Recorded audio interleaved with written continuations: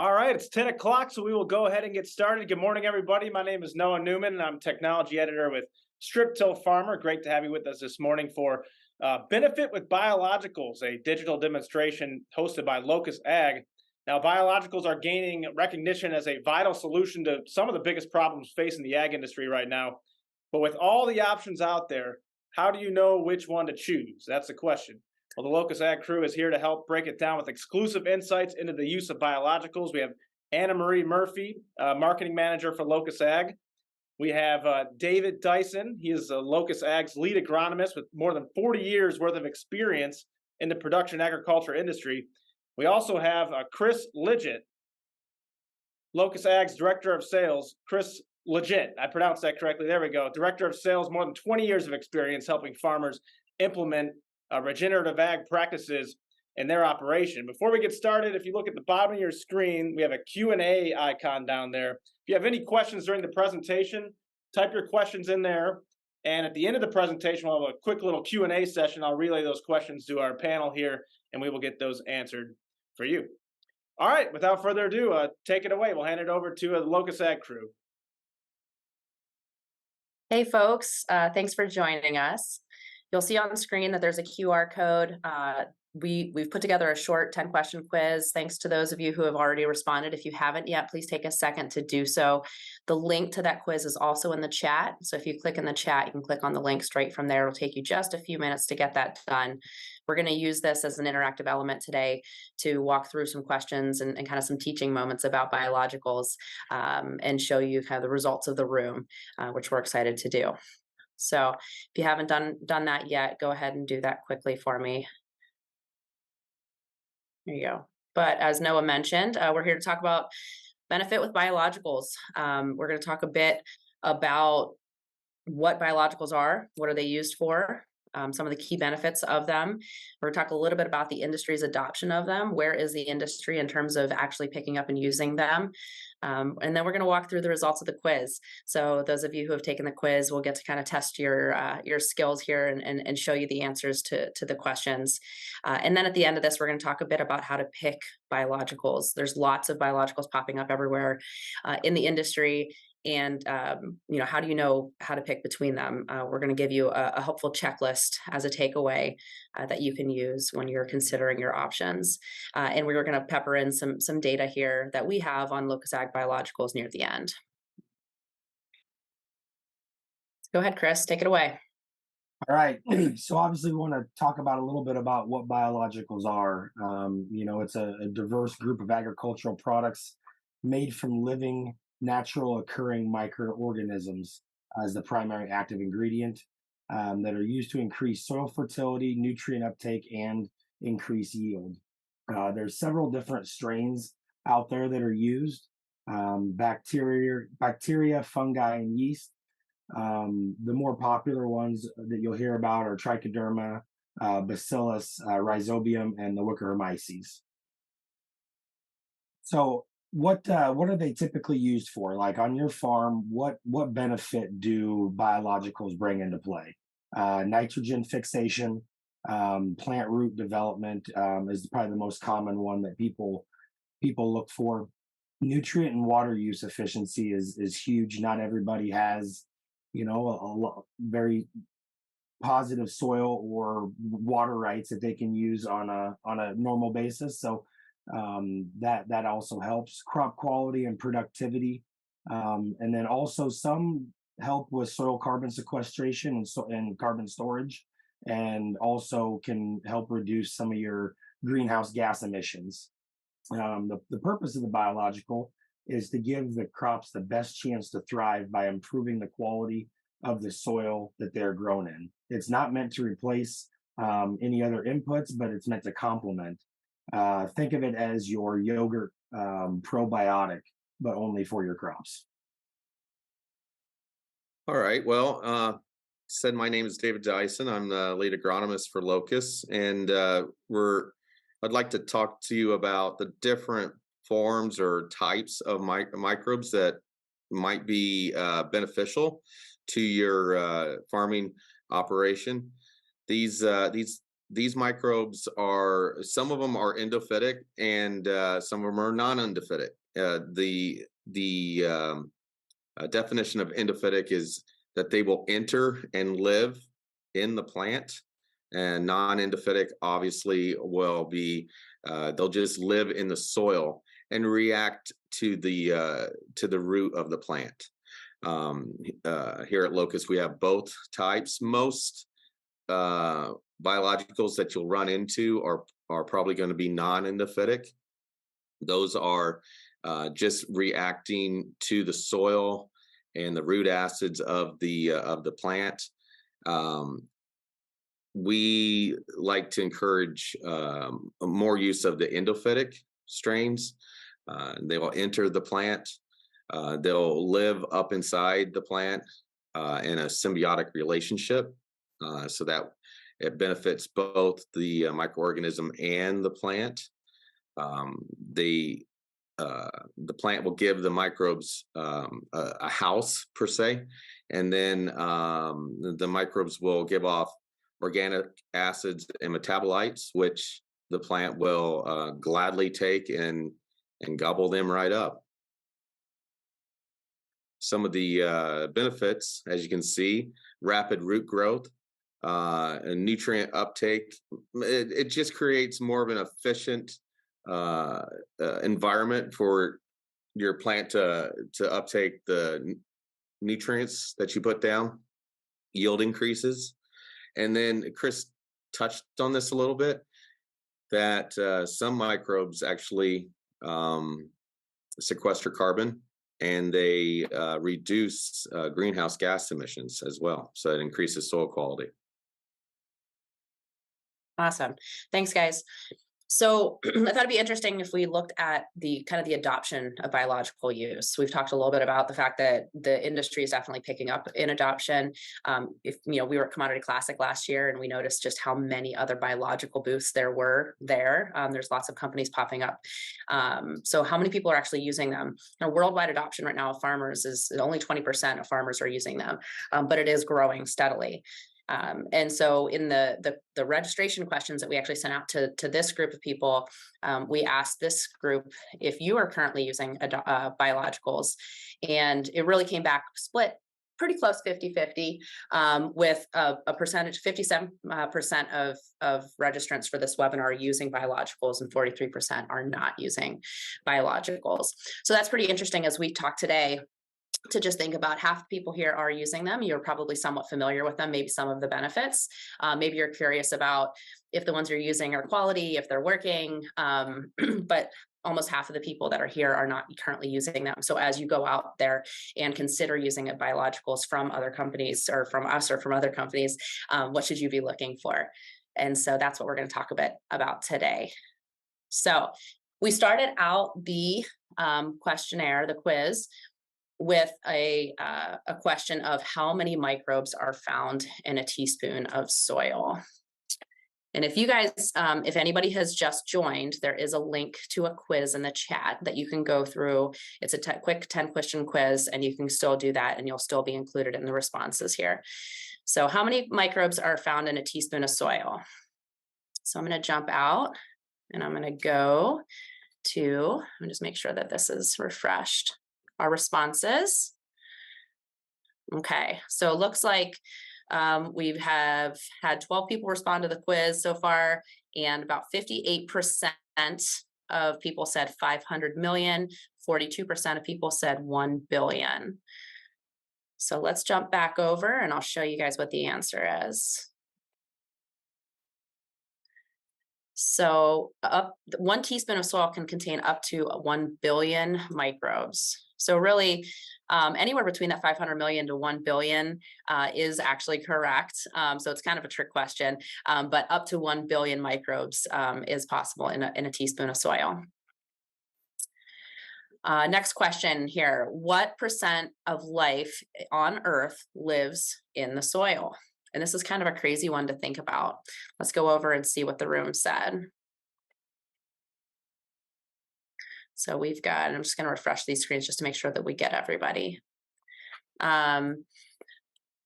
So we had 50% of people Oh, we're getting some more responses in. I like this live. 64% of people say 50%, 36% said 25%. We've got a smart room. So the answer to this question is that soil is home to, I actually think it said 50% or more of all life on Earth, which is just crazy to think about how much is actually happening below our feet. All right, so those were kind of the fun questions. Not that the other ones aren't fun, but the next ones are going to talk a little bit deeper about agricultural biologicals and kind of the selection of them. So, how do you know what makes a high quality biological and how to pick the right one? And that's what we're going to talk about today.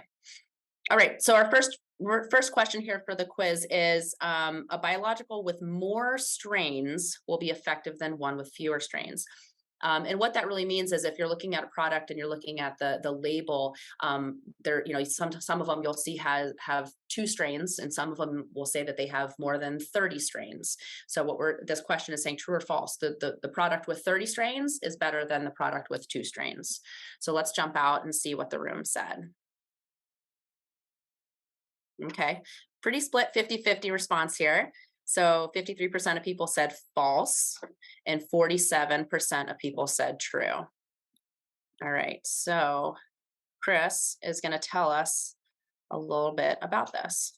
Yeah, the answer is actually false. Just because you have more doesn't make it a better product. In a lot of cases, you have microbes that are ineffective or they're competing against each other. And also, when you're talking about microbiology, not all microbes are compatible with each other. So, what you want to look for is complementary strains, and they should really be tailored to, one, how you're applying them, and two, what your actual crop needs. Your field might need, a nutrient or water uptake, where the other guy down the road could need soil treatment for root structure or something like that. So it's not a one size fits all and more is better situation. Awesome, thanks. All right, let's go to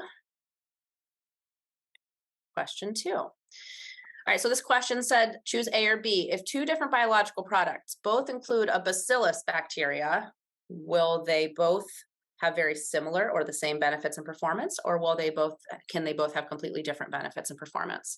So let's pop out and see what the room said. Ooh, smart room again. So 100% of people who have responded said that they can both have completely different benefits and performance. Very good. So Dave is going to tell us a little bit about this. Yeah, thanks, Anne Marie. So this is a prime example of different species, different strains of bacteria that are in, i.e. bacteria, that are in a product. I know my boss always likes to give the analogy that, there's 2 people in the room, they're both Homo sapiens, but I'm a David Homo sapien and Anna Marie is an Anna Marie Homo sapien. We're totally different strains of people. It's just kind of like if you have 2 trichoderma or 2 bacillus, 2 fungi in your mix, or different mixes. They could act totally different because they're a different type of strain in that mix. That's why I'm not a real big fan of doing genetic soil testing, because it'll tell you if you have trichoderma in your soil. Well, you could have so many different types of trichoderma in there. Do you actually have the correct one? There are only 1 strain of trichoderma that will sequester carbon, and it's actually Locus has that. So make sure to see what type of strain that you're buying and using. Some strains are endophytic, and some strains are non-endophytic, and it could be of the same genus, or bacteria or trichoderma. So that's why it's very important to make sure that you have the correct strain for what you're trying to do. Okay. All right. Question 3, yes or no? So when it comes to application rate in a biological, should you choose a product that has a higher application rate? So should you put more product down versus putting, maybe less product down? Whoopsies. We got to the answer already. Let's go see what the room says. Okay, we got some on both sides here. Most of the room said no, and some of the room said yes. So I like that. So let's talk a little bit about that. This is Dave. Great question. Just because you put more on does not mean that you're going to get a better or bigger bang out of that product. What you need to look at is CFUs, colony forming units, and how many CFUs you need to be putting around that seed or in that area on that acre. That's the biggest takeaway here. There are some that only require very little, half an ounce per acre or per unit, and some require a gallon per acre. So just make sure you check your CFUs because they can water it down or change some stuff. Most of Locus products are very highly concentrated, so we're talking 1E8, 1E9. So lower you can't, that's why we can do a lower use rate. And check out the data too, because the data is going to support what actually is the correct rate that you need to use. Great. Okay. Simple true or false question. Incorporating biologicals always requires the purchase and use of special equipment. So let's see what the room said. All right, I like it. Another kind of split here. So not split, but we've got some answering both ways at least. So most of the room is saying false, and it looks like we may have had a couple people say true. So Chris, why don't you tell us a little bit about that? Yep, false is true, actually. So, there are some out there that do require, special treatment, seed treaters, or, have they're fragile, because at the end of the day, microbes and everything, they're living organisms. So there is going to be a, supply chain requirement of how to take care of those. Some are obviously stronger than others. So, what you want to look for is something that matches your current method, whether you're mixing it in your Pro Box or running it through your seed tender, or even, mixing it at the box on the planter, however it works for you. But something with a low use rate, so you're not wasting any microorganisms, and something that fits how you apply and how you're going to store it. Right. Okay. All right. Question 5, choose A, B, or C. When reviewing data for biologicals, what type of trials provide the most trustworthy data?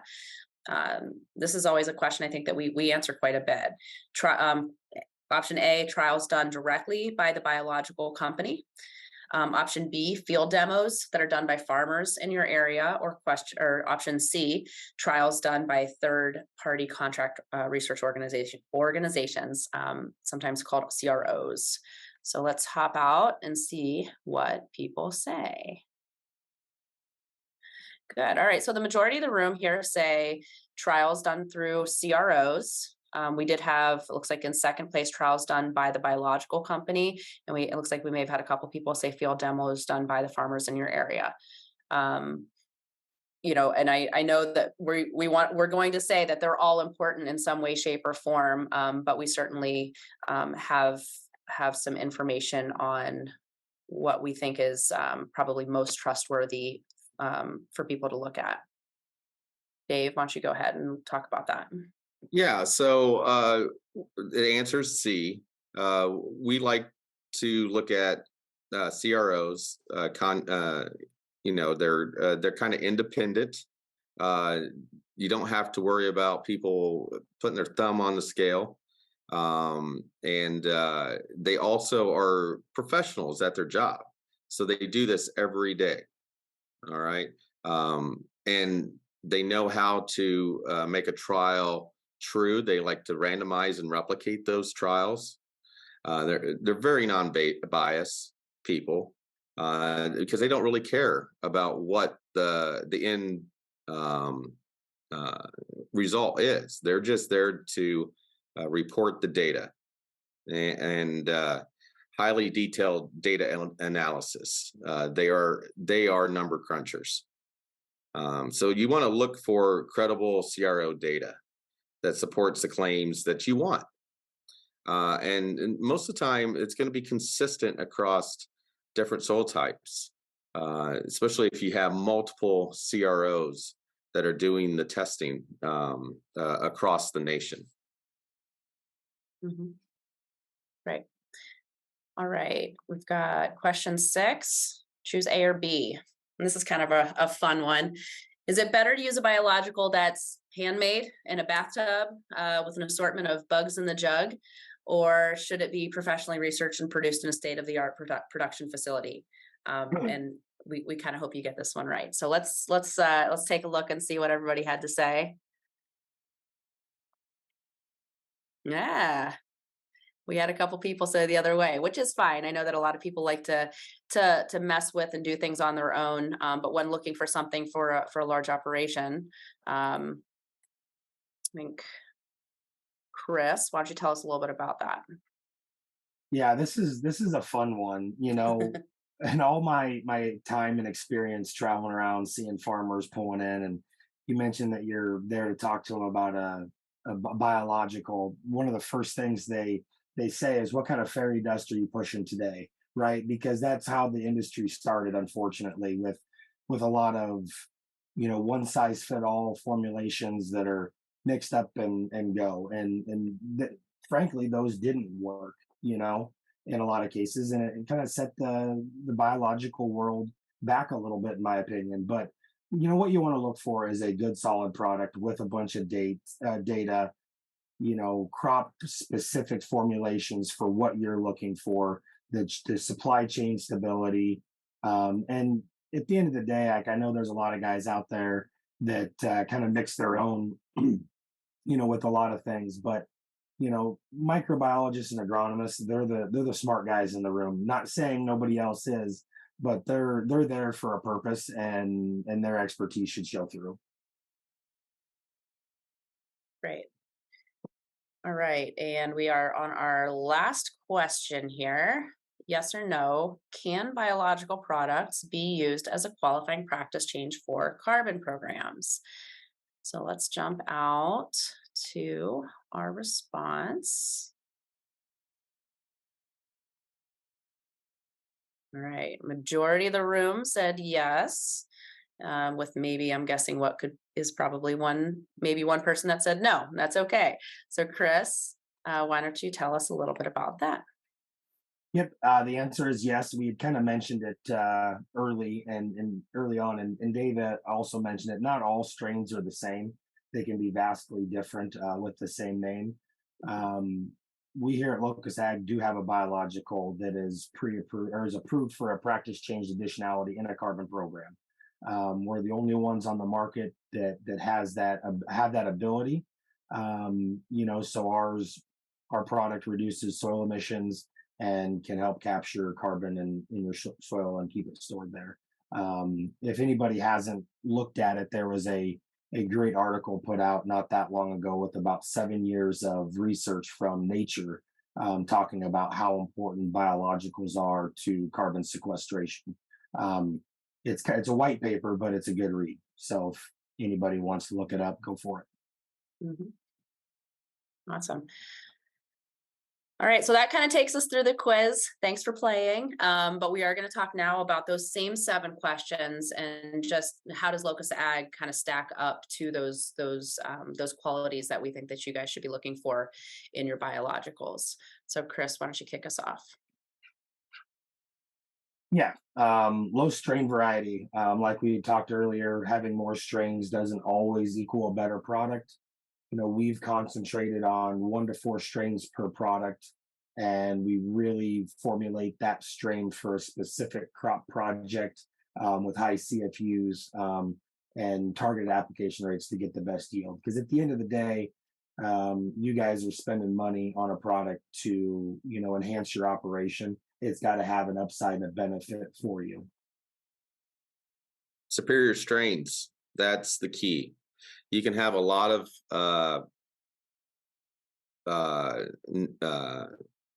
strains out there that don't really do much, but maybe they might be a very strong and a controlling strain, so they'll take over the mix.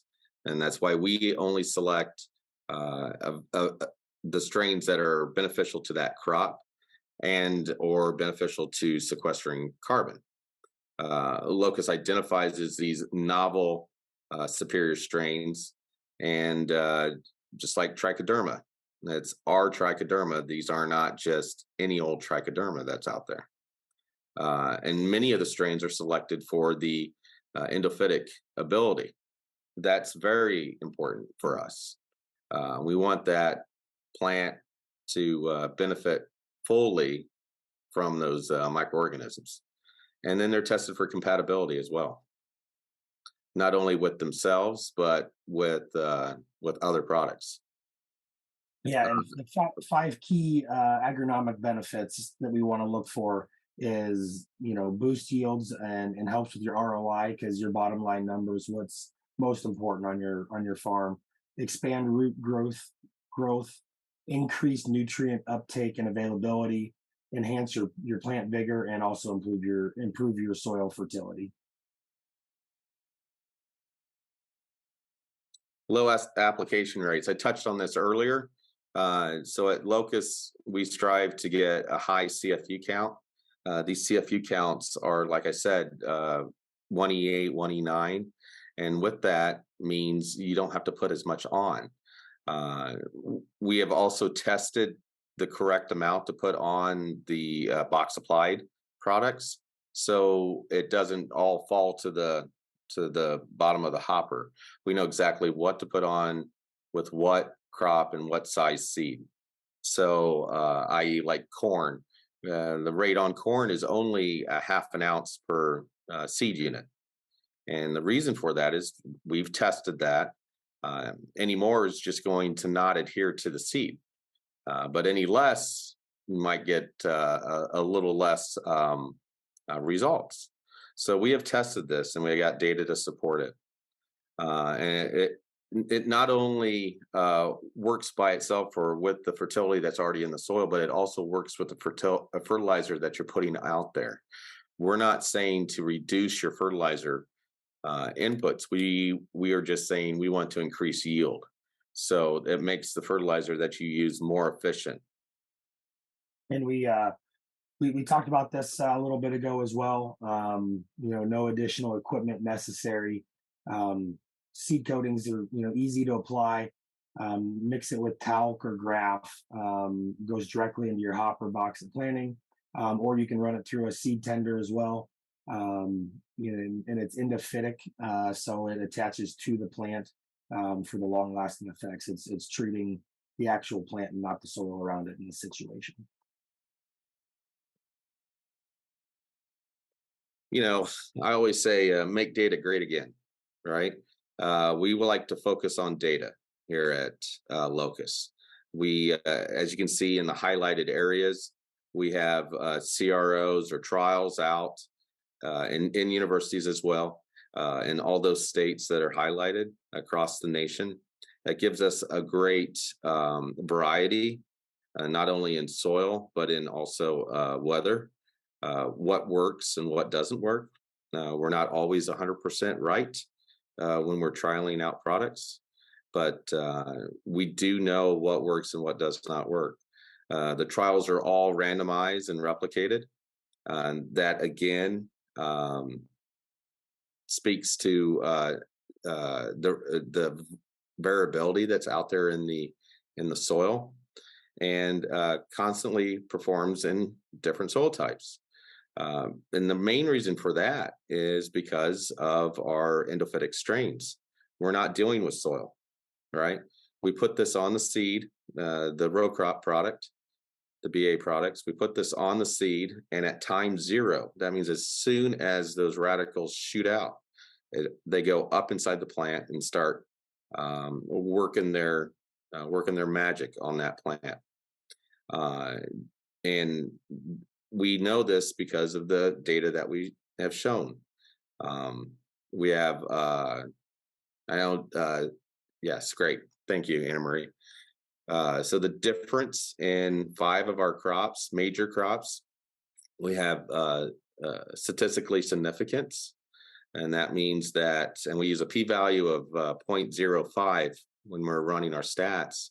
So that means we have 95% confidence that this is repeatable.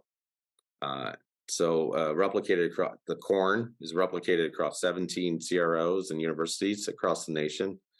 And we had an 8 bushel increase, and that's a 4% increase. Soybeans, we had replicated across 10 CROs last year, and we increased 3, which is a 4.8% increase. Wheat, we had it replicated at 6 CROs across the nation last year, and that was a 5.6% increase. Cotton and canola, these are probably our biggest increases that we've seen. And cotton 11% increase and canola 15% increase. So we're not saying this from our trials or from just Dave Dyson trialing it. We write the protocols.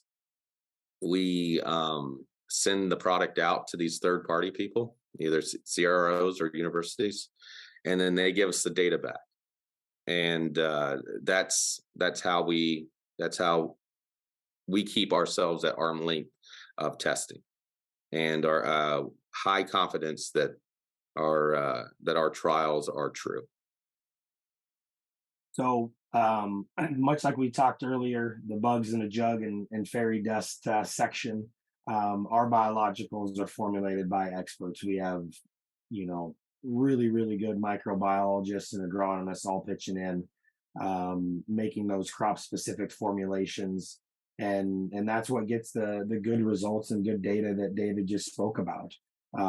It's not a generic one size fits all approach to everything. It's very detailed, calculated, and we also create it so it's got an easy supply chain. So, like I said, they're living organisms, and the last thing we want to do is have it show up and unfortunately already be dead in the jug before you have a chance to use it. So we take very, very good care of that and focus on that a lot, because that's ultimately what is going to get you the results that you need.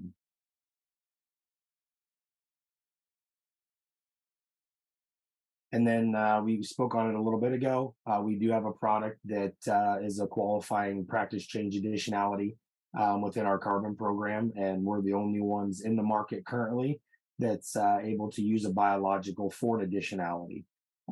So you can reduce your soil emissions and capture and store more carbon in your soil.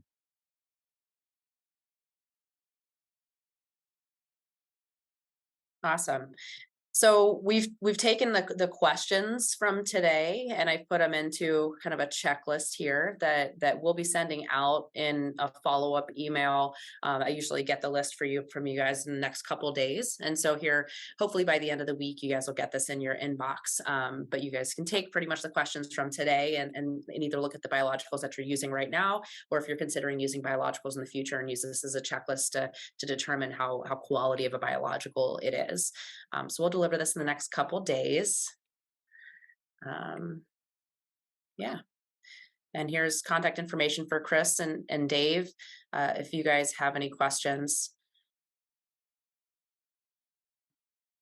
And I think Noah, that unless you guys have anything else, that kind of wraps us up here, and we can move to questions. All right, great presentation. Thanks for that. I really enjoyed the interactive element too with the quiz. We do have some questions now, and again, reminder, if you weren't here in the beginning, you can get your questions in. If you go to that Q&A icon at the bottom of your screen, type in your questions, boom, it'll pop up on my screen, and I'll relay them to the panel here. All right, first question. Can some biologicals actually burn carbon faster? If so, which ones should we avoid? In my experience, I wouldn't say that any actually burn carbon faster. It's a situation where maybe it doesn't hold it, or it doesn't capture it at all, or help capture it all. But I wouldn't say it's a situation where anything just burns it because of a biological.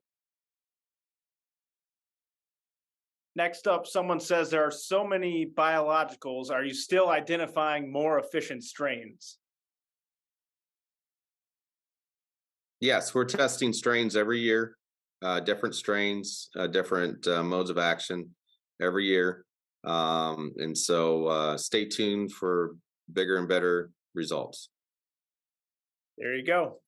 Nathan wants to know, how do you get it to stick to the seed so the air does not blow it off? Okay, that's a great question. So we've obviously tested it.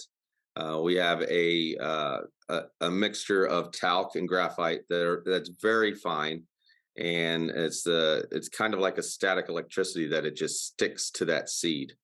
Um, and just the motion of the planter moving across the ground will move that across and onto the seed, and it works even in air planters. It does not, the air or the vacuum does not suck that off or blow it off, either which way. What is a good CFU target to reach when applying to seeds?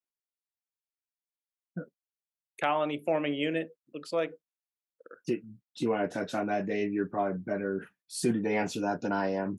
Yeah. Obviously it depends on on your seeding rate and such like that, but around that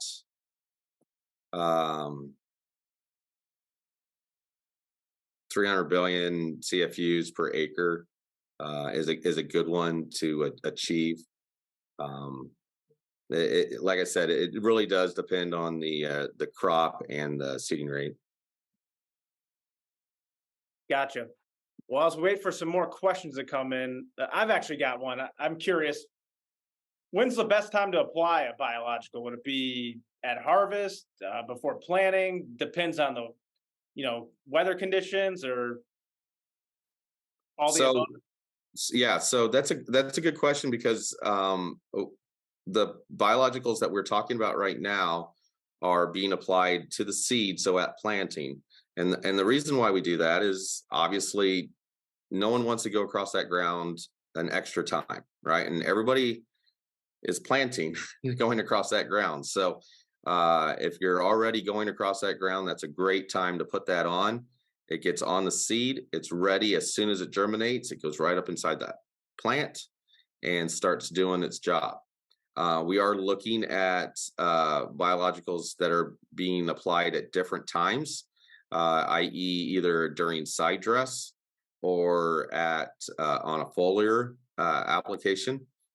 They all have unique problems with that, but we are always striving to piggyback onto an application. We do not want to say, hey, Mr. Farmer, you're going to have to go out there an additional time. Yeah, Nathan wants to know, do biologicals overwinter? If I plant corn on corn, do I need to apply each year? All right. So as soon as the temperature drops to 50 degrees, most everything slows down to a crawl, right? They're not going to rapidly reproduce like it is in a warm, wet environment. Also, so those are soil dwelling microorganisms.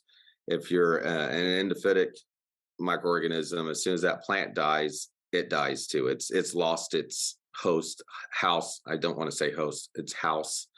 And so it dies, and you'll have to reapply it. So it obviously depends. Okay, we've got one from Mike popping in here. Looks like, what is a good win rate? As in, even if a product works, it does not make a clear difference every single planting due to rain, etc. Well, that's why we run our statistical analysis, because that does take that in account. But also, you need to look at your ROI. Always look at what it costs and then what you're getting in return on. Okay. Another reason why we always like to replicate.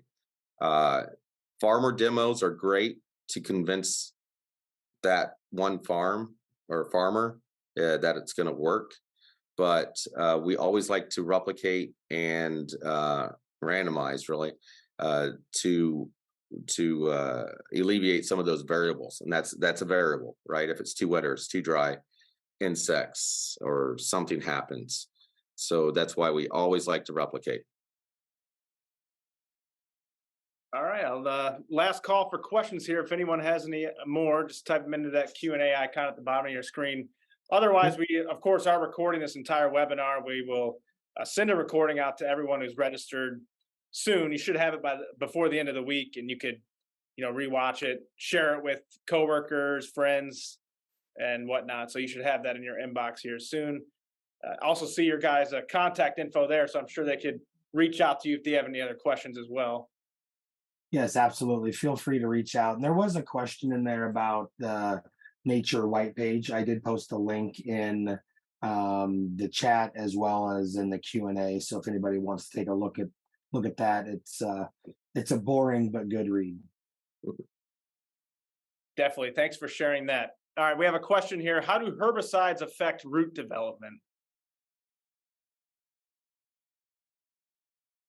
Well, obviously, if the herbicide is poisonous to the plant, it's going to kill it. So that would be one way of doing that.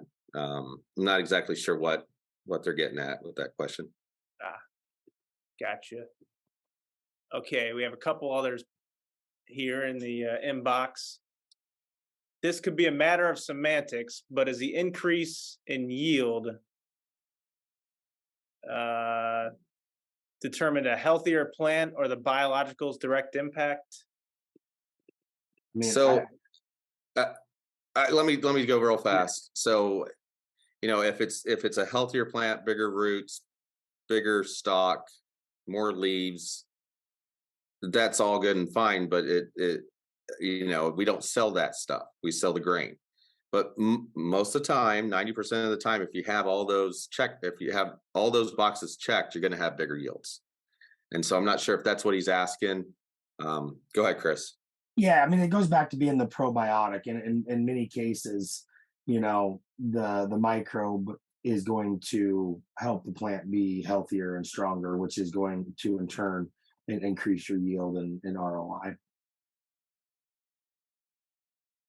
Is there any advantage to having biologicals in powder form versus liquid? To apply it on the seed, it's just a little easier in the powder form, just because you don't have to have a seed treater than to put it on and then dry it. So that way, and it's also easier to ship. We do have some on our specialty side. We have some WPs, so wettable powders, so they're easier to ship and handle. They don't need to be refrigerated or anything. Okay, well, I'm not seeing any more questions, so I think that should wrap things up here. Again, thank you guys for everything. Any final words before we wrap things up? Thanks for having us on. It was great. Yes, thanks for having us. And if anybody's got any questions, feel free to reach out to me. See, one question just popped in. Oh, yeah, we have one at the buzzer. All right, this is... Okay, Ralph says, this is a comment from Ralph. Some species will survive over winter in cover crops and or weeds. Some species are eliminated by farm practices, exposure to sunlight over winter on bare ground. So there you go. Thank you, Ralph. Okay, well, thank you, Anna Marie Murphy. Thank you, David Dyson. Thank you, Chris Lidgett, and everyone at Locus AG. Thank you for putting together this great presentation. And again, we'll have a recording emailed out to all of you here shortly. And on behalf of Strip Till Farmer and Locus Ag, thank you so much for joining us today and hope you have a great day. Thank you.